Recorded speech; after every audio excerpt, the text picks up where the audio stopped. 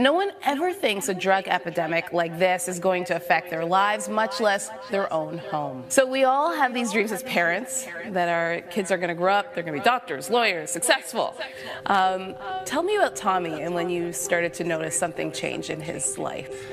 Well, it started out with he had fallen into OxyContin. He had gotten it in the high school where a policeman once told me it was as rampant and easy to get as candy at a 7-Eleven. You started doing some research on where OxyContin, where opioids come from. Tell me a little bit about that. Well, the more research I did, the angrier I got actually as we were into this, because I found out that this was entirely a man-made epidemic, and for over a decade, OxyContin, Purdue Pharma, the maker of OxyContin, deceptively marketed it as a non-addictive substance when it couldn't be further from the truth, because if you crushed the pills, as kids and many others found out, not to mention all the people who had minor surgeries or wisdom teeth out or whatever that were overprescribed these drugs, that they could be very addictive quickly.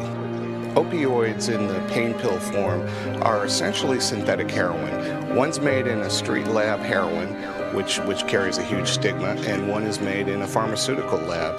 But in the end, they're both equally addictive and equally deadly over time.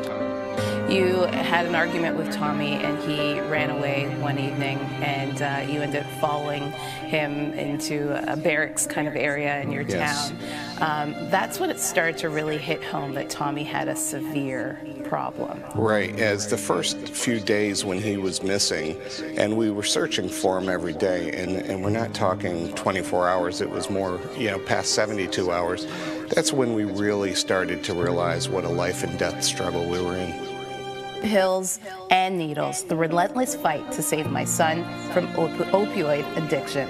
Now, Rick, this is an epidemic. Tell us about what you're seeing in the States. It's unbelievable. In fact, new stats just came out yesterday, as a matter of fact, that show that there's been a 30% uptick in the last 2 years in overdose deaths related to opioids. More than 100 Americans every single day are dying from this, and it's more people died last year than Americans that were lost during the entire Vietnam War, which is a really staggering statistic when you think about it.